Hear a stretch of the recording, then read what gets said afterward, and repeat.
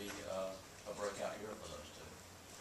I hope it's a breakout year for them. I think both of them are having good camps and doing a very good job and playing well. They were significant, I think, in the signing class. We always felt, the whole time we were recruiting both of them, we felt very good. We really did. I mean, from the responses we were getting back from them. Marcus grew up an FSU fan. His luck was very involved, and Cody did a great job of recruiting him.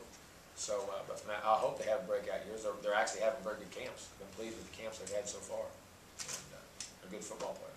The timing of their announcements, though, was kind of big in the grand scheme. Well, I think it was.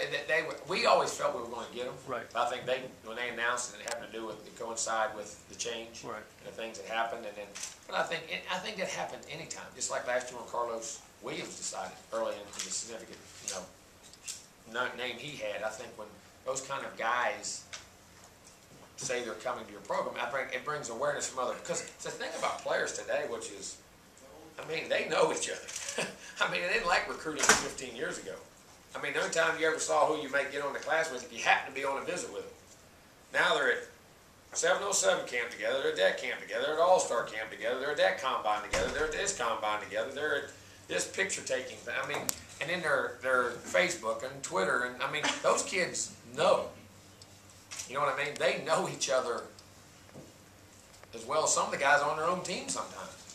As crazy as that sounds. So I mean, from that standpoint, and then they all kind of want to play together. You know what I'm saying? You get there'll be a clique of guys that they just like you do friends when you go to school. You get guys you hang out with, and that's kind of how they. And then they just keep trying to grow that group as they recruit. So from that standpoint, recruiting's changed, and they were significant names.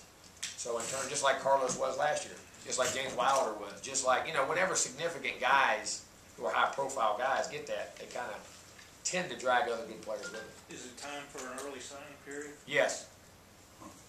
Yes, without a doubt. Takes pressure off the kid. You find out who's really committed, and I think you help them academically.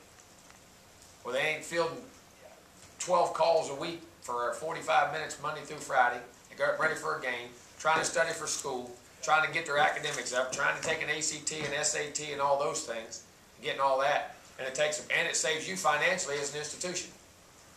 You want to save money. You ain't flying around every week, going up there every time. I mean, you go see them and you talk to them, but they're signed and and it lets everything out there. I think definitely. I think it would be huge, and I think it is greatly needed. How early? I think the game of the year, like now. September 1? I'd say before then. The end of the summer. Don't change official visits. Don't change anything.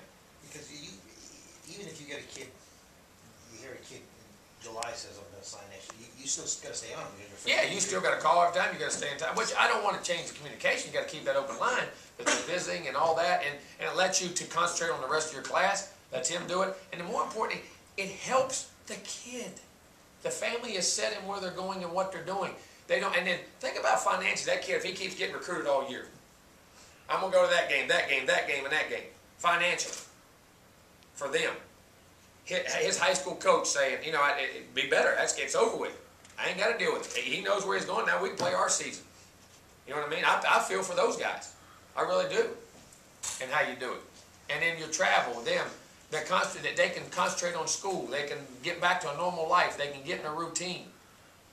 And every internet site ain't hitting. And you think about coaches. Think about this. Coaches calls, but you know where they get just as many or more calls from? The internet sites. Where you going? You still locked in? Are you here? Are you there? What was that like? What was this like? I heard a rumor over here. I heard a rumor over there. Think about what they go through when you're 16, 17 years old. I mean, it's the nature of what we do. I mean, I'm just saying, but that would not help the kid. Isn't that what we're in the business we're in it for? To help the kid. Would any of us have a job if it wasn't for kids? We have time for 2 more questions. Yeah, Coach, you talk about 16, 17-year-olds. I think you've got a 16 or 17-year-old at camp. First 16 I've ever had. Wow. Talk about that a little bit, and his maturity. Been amazing. It really is. I mean, kid legitimately, without a doubt, should have 2 years of high school. Don't turn 17 at the end of this month. And real legitimately could have 3. Because you can play 9 months after your 19th birthday.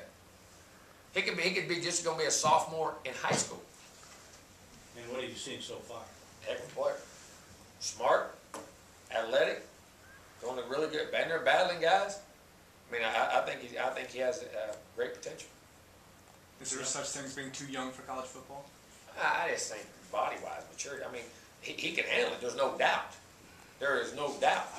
I mean, but I don't. I mean, I don't know. That's a good question. We'll find out. Last question. Coach, a couple of years ago, Alabama lost to a Louisiana school that had relatively little name recognition. A lot of people are Same already school we opened up with. A lot of people are already talking about the Oklahoma game. In fact, some of the kids said that they've seen films over the summer of Oklahoma. Well, we do. We watch our first. We have scouting reports on our first 4 opponents. They're all done, so those kids know that. I mean, if they want to watch, they look at whatever they want. That's not with us. What are you doing to keep your team focused through these first 2 games so they're not looking ahead? They do. We remind them every day, and they know. Live in the now. That's what that means. Don't look to the future. Don't worry about the past. Live in the now. That's the motto, Coach, now. Now. What are you doing right now? Live in the, control what you can control. We as human beings, all of us, coaches, we all want to control things we can't control. We want to predict the future. We want to live and talk about the past. We want to do so many things. All we can do is live in the now, control what we control. What are you doing right now to prepare yourself for the upcoming season? All right. And that's what we're going to do. Live in the now. And I tell you what, our kids do a great job of that. I do not, they have done a great job of living in the now.